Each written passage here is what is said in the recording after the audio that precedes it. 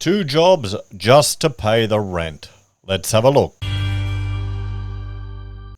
Hello everyone, Florian here and welcome to another episode of HeiseSays. Grab your stein of coffee and let's have a look at this article discussing, well, struggling Aussies having to take 2 jobs just to pay the rent. Let's have a look and see if this is legitimate, someone's struggling, or maybe they're, well, living beyond their means, maybe a little bit too luxurious. What do you reckon? Before we even look at the article, I haven't looked at it yet. So, a grim sign, RBA Act is hitting hard as people forced to get second jobs. Now, I watch a lot of Dave Ramsey. Often when I'm working out on the house or doing some drafting, I'll listen to an episode. And he will often encourage people to get second jobs to bring money in to pay down debt, to get out of debt. You know, the gazelle intensity. I encourage my viewers as well to get multiple income streams. And even if you're working somewhere, you want a side hustle or something else, bringing in some extra money. It doesn't have to be much, but it helps. For us, it was when times were getting tough, I was thinking of different ways to earn money. I started up a scanner hire business, hiring out some equipment we have. And that's been bringing in, money every year since. Better than nothing. So you got to think about these opportunities. So having a second job isn't necessarily a bad thing. I would encourage it to people who want to get ahead. But let's see. One Aussie woman has been forced to get a second job as the burden of rate rises means she's struggling to make ends meet. Okay. Regardless of whether they're renting on or own their own home, many Australians are feeling the full impact of 8 months of rate hikes by the RBA. The RBA lifted the cash rate by 3% since April to reach its highest level in decades. And I think, what is the rate now at the moment? Hang on, there we go. 3.1% for those of you playing at home. There's the chart. We're heading to 4%, everyone. We'll have to see if they take a bit of a break or if they keep pushing it up.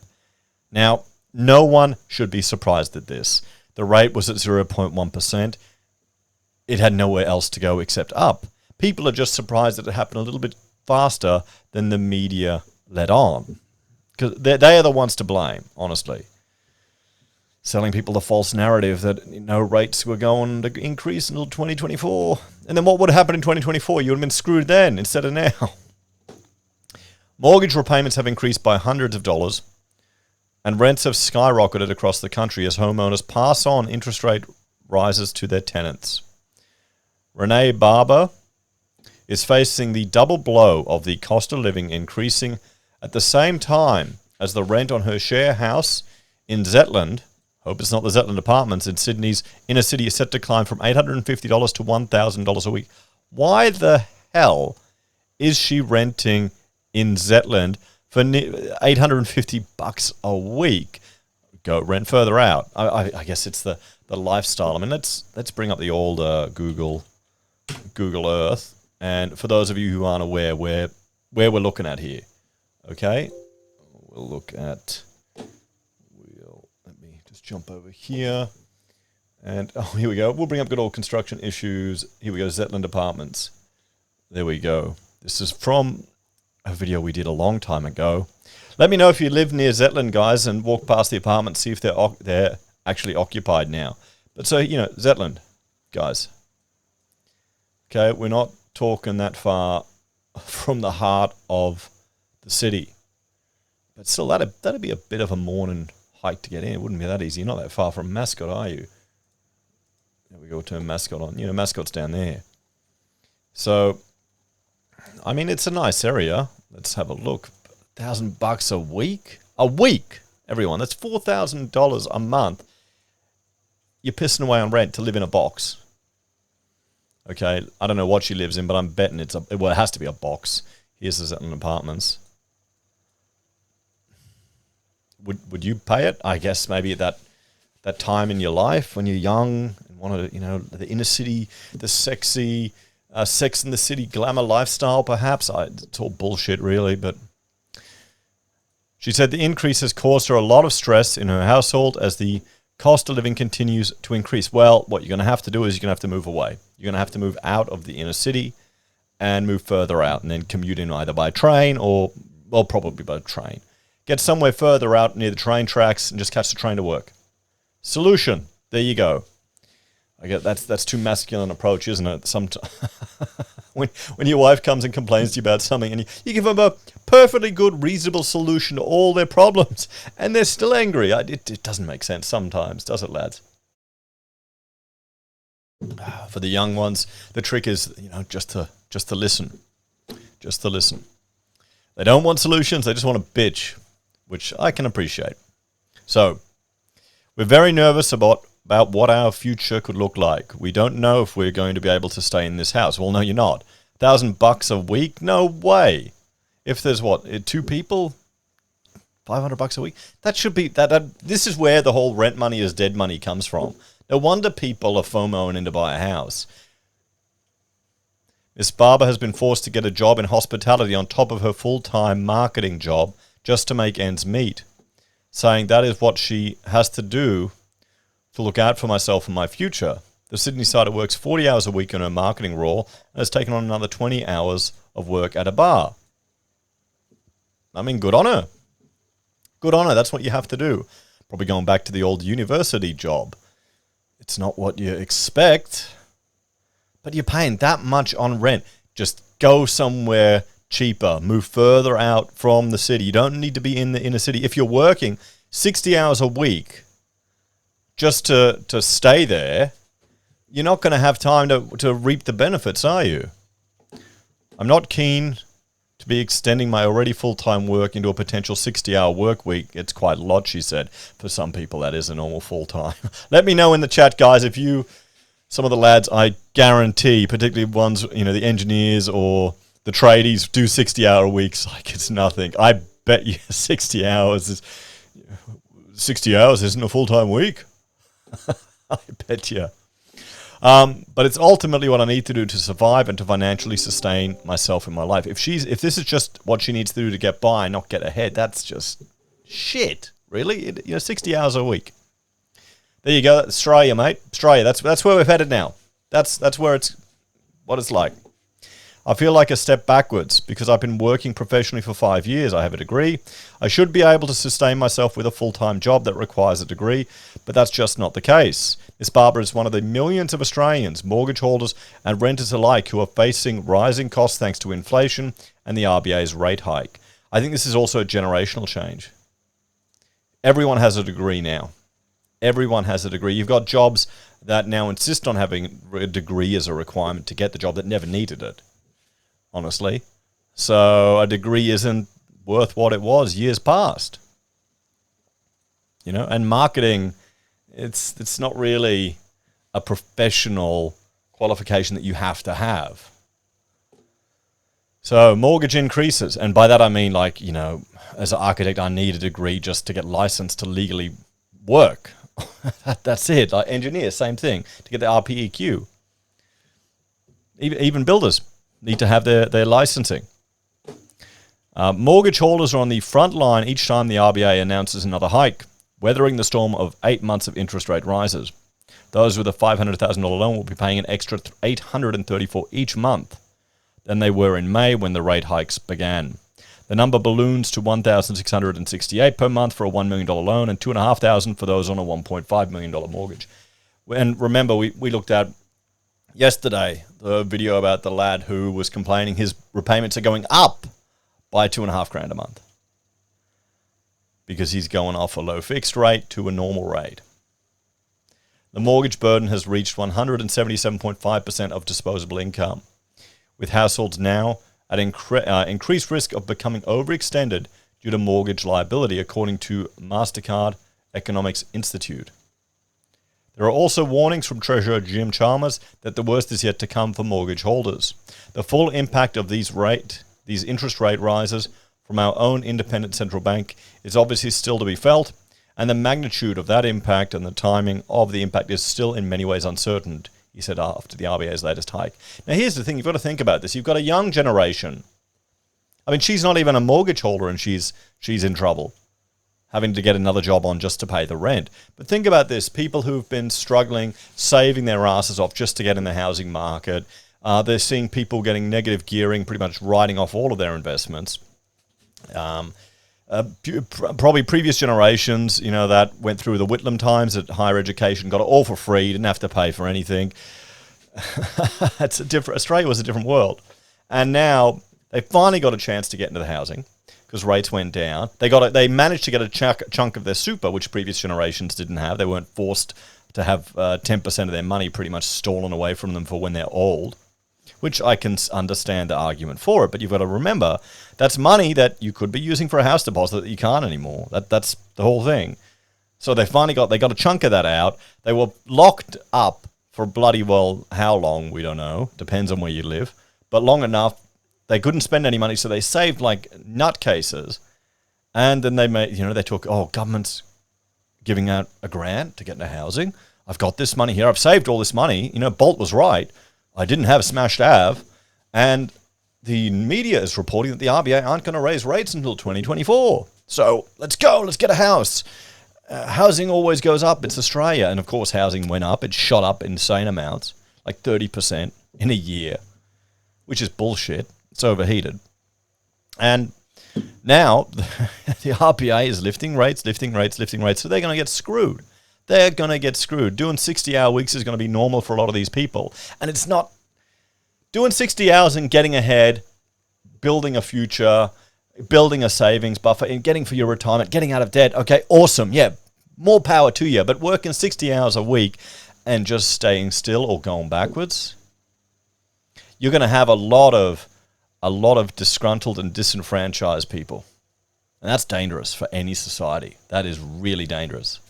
I would argue that's why we're having a bigger shift to the left here. The young people aren't voting Conservative because they don't have houses, they don't have families. So they've got no responsibilities. They haven't mentally matured to realize why Labor only gets a shot once a generation. I mean, now look at what we got now. We got bloody we got price controls on gas, and it all sounds great and exciting and wonderful. But just wait. Oh, shit. There's already declining investment in sectors. There's a reason why they only get one shot a generation. Just wait. You'll learn. The young ones will learn. Anyway, let's get back to this. So this is the issue, guys. I think the fact that you've got such a large body of disenfranchised people, it's just going to get worse. The coalition has said that more than 3 million families with a mortgage are feeling the impact of the persistent rate hikes, with Shadow Treasurer Angus Taylor flagging that this holiday period will be tough. I don't know. Honestly, I think a lot of people will just put their heads in the sand and just spend like there's no tomorrow, like there's no risk, put it on Aftercard, put it on credit card. She'll be right, mate. She'll be right. It's all good. We know rate rises, just equity, mate, equity. We know rate rises take some time to flow through to mortgage holders, and these steady increases will add further pressure to household budgets already under strain from the rising cost of groceries, fuel, and energy bills, he said.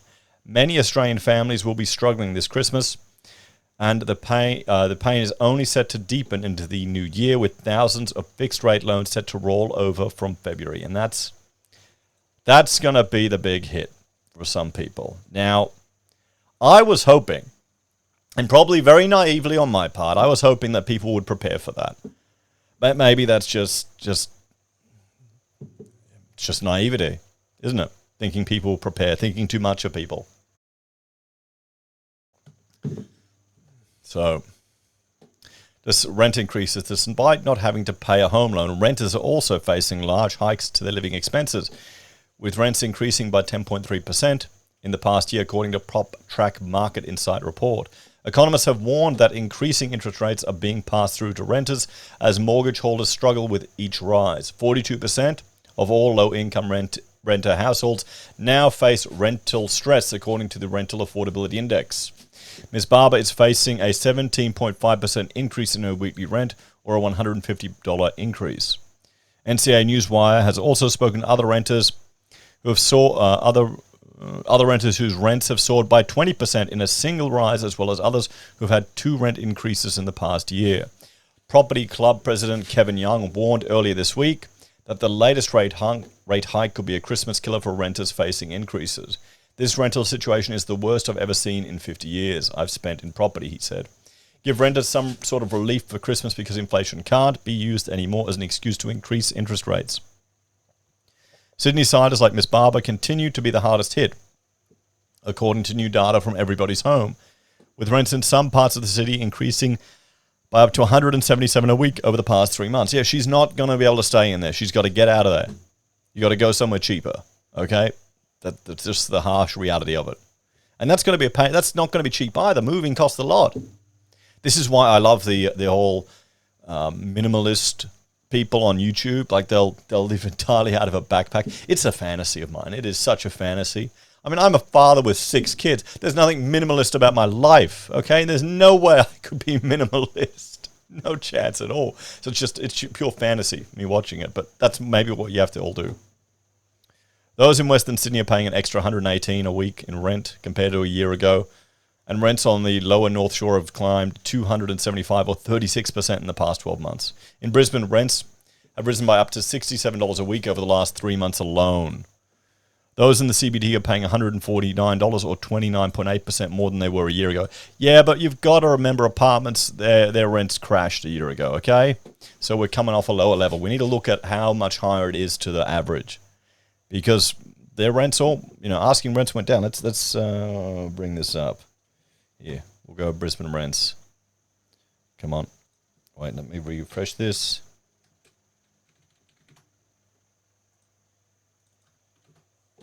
Brisbane rents. There we go. And we can see here how, wait, I need to go full screen so I can see it, guys. We can see here, this is weekly rents in Brisbane. And, okay, well, they're not as bad as, they haven't crashed as much as Melbourne. They've just gone up, okay? Apartments have just gone up in Brisbane, okay? Well, that's a bad example for that argument. Bugger, look at Brisbane. What about Melbourne? There you go. There we go. There's that dip that I wanted to see. So, yeah, no, we're still highest it's ever been. Okay, so, sure, we're coming off a dip, but it's still high. This is SQM data. Let's have a look at Sydney. Same thing. There's the dip, and it's going up. Okay. But we're higher than it was. So we've surpassed pre-COVID levels for property price, rental or weekly rental asking prices in all 3 major cities on the East Coast. Perth's rent have also been heavily impacted, with prices up 124 per week or 23% in the northwest of the Sydney and 107 or 22% in the CBD. Yeah, Perth's rent and WA's rents entirely are bloody expensive, guys. You could positively gear property over there pretty easily, honestly. I remember we did an episode where we were looking, when I used to do my live streams on Twitch, we did the housing challenge, trying to find a starter home for 400 grand. And the rents you were getting over there for what you could buy, it's nuts. And that was fueled by the lockdowns as well, and just the iron ore industry and the mining, everything over there. Rents have been on the rise well before interest rates climbed, but every rate increase adds more pressure to an overheated and unaffordable housing market, Everybody's Home chief executive Mai Azizi said. Well, the issue is NIMBINs, not in my backyard crowd. The issue is local councils not making it a pain in the ass to develop. The issue is political lobbying for changes to the National Construction Code to implement sustainable requirements that increase the cost of construction unnecessarily. They're adding significant costs to every single build in the country to try and lower the greenhouse gas impact. Is that's sounds good, but it's making housing more expensive. Now we've got, and this isn't even counting the new changes that we've got coming in. You've got livability standards, which sounds good, but that and the Section J environmental standards are going to estimate to drive up the cost for each new build 30 grand for a detached house. Isn't that awesome, guys? 30 grand, yay! Oh, and they'll give you a pissy little 10 grand home deposit or whatever. This is the problem. It's all the people who push the feel-good, bullshit, one-line things. They're lobbying for this crap. That's their whole career, their whole life. They're probably a civil servant. They've probably never had to struggle with money in their life. And don't realize that they're screwing over an entire generation. Okay? And the problem is this generation is moving so far left, they're voting for this shit. Ah, boy. Another interest rate hike means renters will be worse off If the landlord passes on an increase, this will deepen housing stress for thousands of people. Low vacancy rates are also driving up prices and placing stress on renters who are facing triple-digit rent increases. The national vacancy rate now sits at 0.8%, the tightest market on record, compared with a vacancy rate of 1.5% last year. Adelaide has the lowest rate at 0.2%, followed by Perth at 0.4%. Sydney and Melbourne sit at 1 and 1.1 respectively. Despite the increase, Miss Barber says she would like to stay in her home, as finding another property will result in her having to pay even more. No, move further out. Okay, move further out. Go out of the inner city. That's why you're paying $1,000 a week. Move further out. And it's not a home. It's a rental property that you're just in. It's going to change. It's part of life. You're young. Deal with it. I'm so scared of having to go back onto the rental market. The way it is right now, it's pretty grim, she said. Well, that fear's making you pay so much. We looked at the market wondering what else is around, but we would be moving somewhere even more expensive for less value and incur the cost of moving on top of that. The market is insane. Inspections were booked out as soon as they were released. I don't think we really stand a chance in the market. Oh, no. Credit card spending, no. No. We're not meant to be credit card spending. We're meant to be good and sensible, not credit card spending. No. Meanwhile, inflation has also soared to new highs, reaching 7.3% in September, and economists predicting it will hit 8% by the end of the year. There are worrying signs that Australians are turning to their credit cards to battle high inflation costs. I don't like this article. Remember when credit cards went down and I was all excited, going, fantastic, Aussies are getting on top of it, and it turned out a lot of them were just turning to Afterpay. I mean, I guess Afterpay is better than credit cards, but now we're finding people are getting so much debt on this buy now, pay later stuff, it's screwing them over all the same. Costs after the total credit card bill for households increased to 86.6 to hit 16.89 billion in October, according to ratecity.com.au. There are warnings Australians are going to continue to use their plastic to get through Christmas, with Canstar estimating that Australians will spend close to $57 billion in November and December on credit cards. Canstar finance expert Steve Mickenbacker said the combination of bigger spending and tighter budgets could increase credit card debt, accruing interest in the new year, as living costs and the full effect of 8 mortgage interest rate rises are felt by many households. Christmas is the season of good cheer and goodwill, but it's also the season of big spending. In spite of rising living costs, mortgage repayments and rents, Canstar is expecting another bumper season for retailers and record amounts being put on credit cards, he said. Shit. The big issue is whether people can afford to rack up spending at the same rate they have in the past, or whether they will end up with a debt hangover well into 23 and maybe beyond. Well, let's have a talk about this one. The example here is, well, rents are going up insane amounts. The young lady needs to move further out to cut her costs, or else she'll be working 60 hours a week for the privilege of living in the city.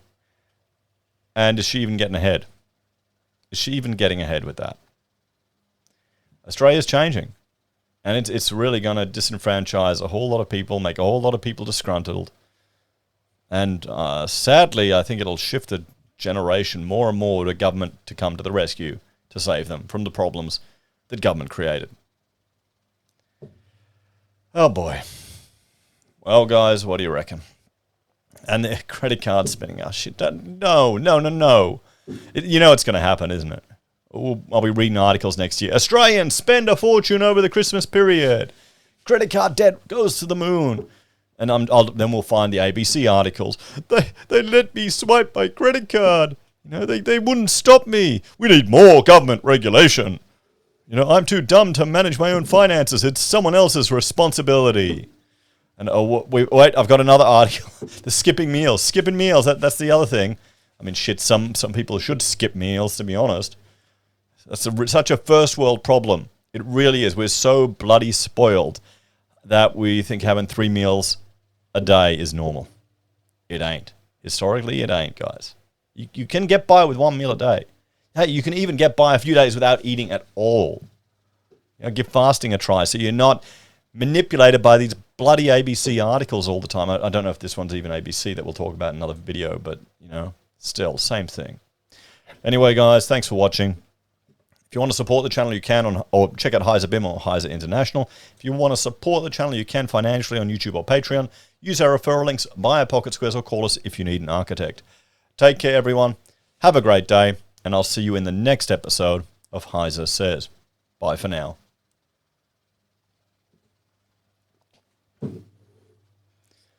$1,000 a week on rent. Shit. No wonder people are thinking, well, might as well buy a house. And now they're getting screwed.